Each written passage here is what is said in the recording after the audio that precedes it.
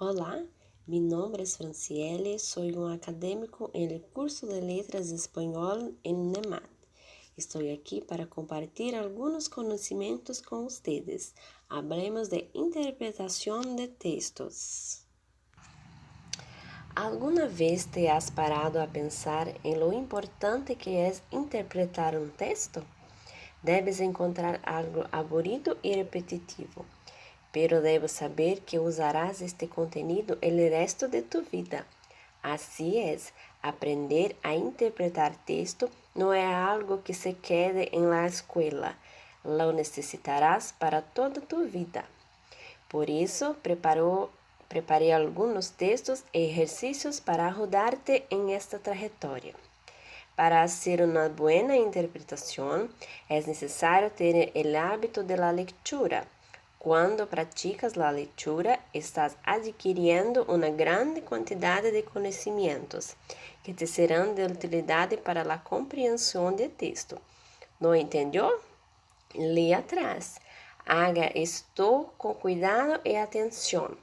Cualquier informação que pode perder é importante para a compreensão geral do texto. Vamos falar um pouquinho em português, então. Vamos falar sobre a interpretação de textos. Por que é tão importante, né? A gente estudar sobre a interpretação. Porque interpretação é algo que a gente leva para toda a nossa vida. Estudos, vestibulares, né? Vocês estão se preparando para o Enem. E a interpretação é essencial, porque os textos do Enem são textos bem longos, né? E se você não treina bem, se você não tem essa habilidade de interpretação, você demora muito mais para conseguir responder as questões. Mas assim, eu vou ler agora em português o que eu li em espanhol. Já parou para pensar como é importante fazer a interpretação de textos? Você deve achar algo chato e repetitivo, mas saiba que você usará esse conteúdo para o resto de sua vida. Isso mesmo. Aprender a interpretar textos não é algo que ficará na escola, não. Você precisará disso por toda a sua vida. Por isso, eu preparei uns textos e uns exercícios para te ajudar nessa trajetória. Para fazer uma boa interpretação, você precisa ter o hábito de ler. Quando você pratica a leitura, está ganhando uma bagagem de conhecimento que será útil para a compreensão do texto. Não entendeu? Releia. Faça isso com cuidado e atenção. Qualquer informação que você possa deixar escapar é importante para a compreensão global do texto. Ou seja, quão importante é a interpretação de textos, desde a receita do bolo até o enunciado de uma redação do Enem. É muito importante você ter esse conhecimento. E por que o espanhol? O espanhol é uma língua tão importante quanto a língua portuguesa. Tanto que no Enem, em vestibulares, você tem a opção de escolher o espanhol ou o inglês, né? Mas se você for escolher o espanhol, eu espero que eu te ajude com esse conteúdo. Para falar um pouquinho sobre a língua espanhola. Qual é a origem da língua espanhola? Antes de empezar a aprender uma língua, é importante conhecer sua origem. Sabemos que os países integrantes do Mercosul, exceto Brasil, têm o espanhol como língua oficial. Ou seja, aqui no Brasil, a língua oficial é só o brasileiro. Mas vários países do Mercosul, o espanhol também é uma língua oficial. As últimas estatísticas apontam que quase 450 milhões de pessoas falam espanhol em todo o mundo. E se lá considera a segunda língua de comunicação internacional. Em África, Europa e América, em uma totalidade de 21 países, se habla espanhol como língua materna ou segunda língua. Según Guido y Planas, el castellano o espanhol es una lengua derivada del latín, introducida por los romanos en la península ibérica en el siglo III a.C., cuando España es incorporada como provincia del Imperio Romano. En ela coexistiam vários pueblos aborígenes com suas línguas próprias. De acordo com as mesmas autoras, a conquista romana originou profundos cambios en la vida cotidiana de las personas, pues las costumbres del emperador se impuseron por sobre las de los conquistados. Principalmente su lengua, en latín, penetró en los otros idiomas hasta hacerlos desaparecer. La única excepción fue el vasco, que se conservó en su región incorporado, sin embargo, muchos términos latinos. Los romanos hablaban dos variantes del latín, en latín culto, enseñando en las escuelas y propio de la literatura y de la lengua escrita.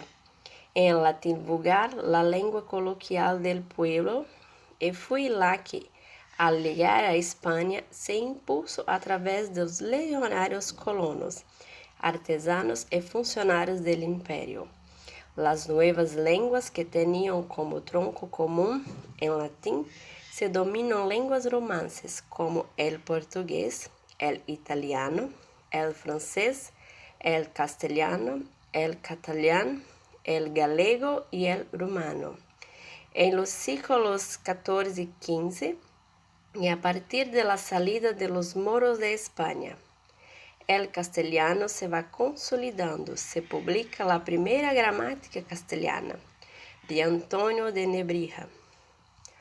Otro hecho de importancia se produce en 1492, el descubrimiento de América por Cristóbal Colón y la expansión del idioma español por todo el nuevo território conquistado. Não entendeu? Então vamos ler em português. A origem da língua espanhola. Antes de começar a aprender uma língua, é importante conhecer a sua origem. Sabemos que os países membros do Mercosul, exceto o Brasil, têm o espanhol como idioma oficial. As estatísticas mais recentes indicam que quase 400 milhões de pessoas falam espanhol em todo o mundo. Já é considerada a segunda língua da comunicação internacional. Na África, Europa e América, em um total de 21 países, o espanhol é falado como língua materna ou segunda língua. Segundo Guido e Planas, o castelhano ou o espanhol é uma língua derivada do latim, introduzida pelos romanos na Península Ibérica no século III a.C., quando a Espanha é incorporada como província do Império Romano. Vários povos indígenas com suas próprias línguas já coexistiram nele. Segundo os mesmos autores, a conquista romana causou profundas mudanças no cotidiano das pessoas, pois os costumes do imperador prevaleceram sobre os dos conquistados. Principalmente sua língua, o latim, penetrou nas outras línguas até que desapareceram. A única exceção foi o vasco, que foi preservado em sua região, incorporando, no entanto, muitos termos latinos. Os romanos falavam duas variantes do latim: o latim culto, ensinado nas escolas e típico da literatura e da língua escrita, e o latim vulgar, a língua coloquial do povo, e que ao chegar à Espanha foi imposto pelos legionários, colonos, artesãos e funcionários do império.